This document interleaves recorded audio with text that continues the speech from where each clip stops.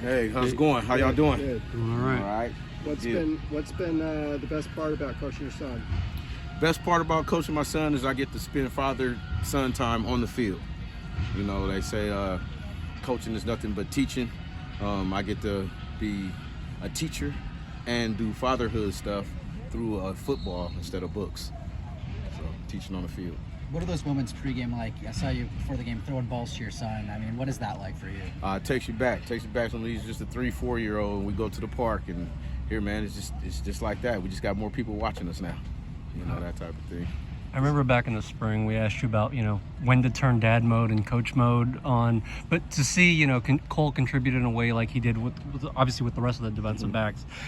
Was there a moment on the sidelines where you felt some more personal gratification and let yourself kind of soak in everything that was happening? Not really during it. It usually happens on maybe on a Sunday watching the film or something like that. It's like, well, that's a good play. But then I'm also, the dad part takes over too. It's never good enough. What was that last year like? Cole at Arizona State, you at Michigan State. Were you missing him, wishing you could, have a pulse on coaching him again? Well, yeah, I mean, a part of me did, but then I knew he was in good hands there with Coach Dillingham and Coach Dwayne Walker. So I knew that they were taking care of him over there too. So, it really was just like, hey, just tap in every other day and let me know what's the status of you and your playing and all that kind of good stuff. So we constantly were talking and in communications, but it's just when this all came about to be able to come back home to UCLA and have the opportunity to work back here where he was just a little chap playing Bruin ball on the Bruin camps and all that kind of good stuff. It was like, look, man, we can do this right down the street from grandparents and family and all that kind of stuff where you play Pop Warner ball. It was like, yeah, let's do it. Cole just mentioned Jaleel Wadood and Ishmael Adams as guys you love watching. Is there anything that points out when Cole was little running around with the guys like that? I mean, yeah, well, just add to the names of Darnay Holmes and Fabian Monroe. Those were the guys that he was in the locker room with and on the field with and running around and chasing balls with and stuff like that. So it was, for him to still connect those dots is great. Yeah. How much fun was it for you to see him with those 2 fake punts? And did you have any hand in the scheme of that? I did not. That was all Coach B-Mac and his wizardry over there. He's doing it. But it was good to see because they would be like, it's been some ongoing jokes on the team like, he should play some running back. And I'm like, yeah, give him a package. And then 2 weeks later, they handing him the ball on the fake punt. I'm like, whoa, wait a minute, hold on now. So, it was all pretty good, though. It was fun to see. Did he play running back as well? In Pop Warner, he played a little bit of everything. He moved around as an athlete, everywhere except for the O-line. How much has the 3-game winning streak impacted recruiting?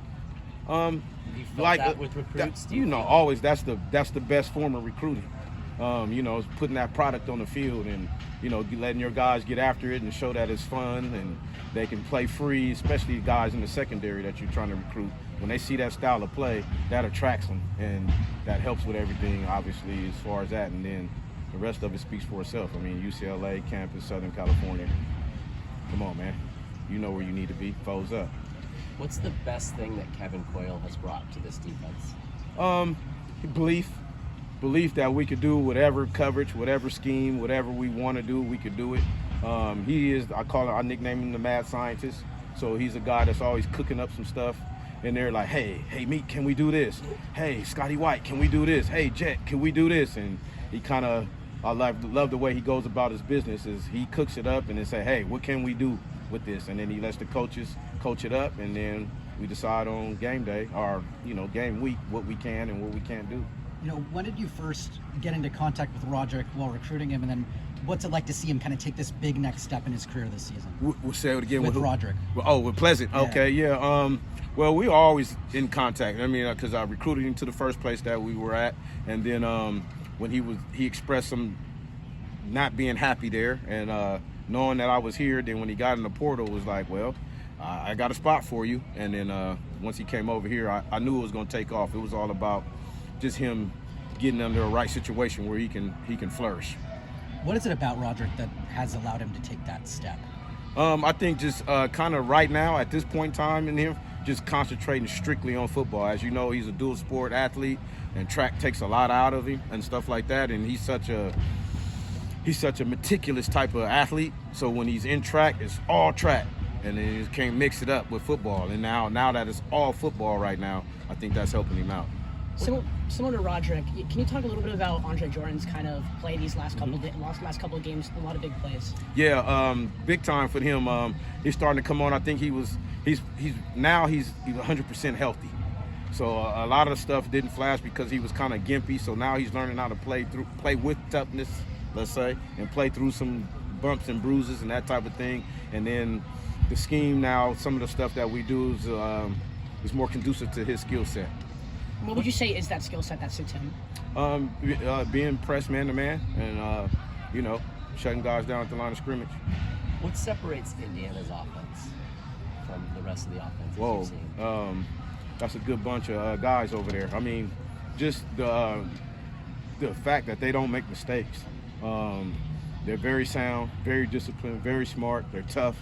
They got good athletes, good quarterback, great coaching. They don't have no chinks in their armor. So, it's a great test for us to go out and this Saturday and line it up. So what are the defensive backs going to have to do to have success in that, going up against a team that does that? Counter that, not make any mistakes, be very smart, be sure tacklers. They're going to make some catches, so we got to get them down when they do catch the ball and all that kind of good stuff. And, it's typical things every other week. Don't let them throw the ball over our head and, party out there and have fun. What particularly stands out about their quarterback? Just the way he conducts the offense. He knows where he needs to go with the ball. He gets it there. He very rarely makes mistakes. He puts the ball where it's supposed to be. He's a fairly accurate guy. They throw a lot of back shoulder throws and things and such like that, so that makes it tough on a defensive back. So they're a great outfit. It's the reason why they're unscathed right now. Some more for Coach? Yeah, but I mean, can you touch a little bit on the family aspect of Cole being home, you being home, family in the area, and being able to have these successes at the Rose Bowl consecutively? It makes everything, it's a surreal feeling, when you get both sets of grandparents to still come to the games, and his brother and sister now, the younger two are there in Arizona, so they get to come back up with moms and all that kind of stuff. His oldest sister, my second oldest, my daughter, she's in Kentucky running track, so she's calling every minute. She's mad because she can't be here and that type of thing, but it's great, man. It's great. What was his game day routine when you were coaching here last time? Would he watch from the stands? Would he be on the sideline? Where would he be? Most of the time he would be where his younger brother is, out there in the little the little section where the recruits kind of hang out, and then I would see him. I'd see him when I come on the field, hello, hugs and kisses, and then they'd be up in the stands. And then after the game, they'd try to come down and sneak in the locker room. Yeah. And I asked, Cole, about, the way you guys started the season. It's probably easy to overlook you guys, but now you got Curt Cignetti calling you guys a 3-0 team. What's the message to this team now that, they might be more of a dangerous opponent to, some of the rest of the teams you guys are going to be playing now? Well, we get after it the same way. I mean, this is a great opportunity to play the best team we're gonna play this week. By far, this is it. So let's get it this week and worry about this week, and then next week we move on to next week.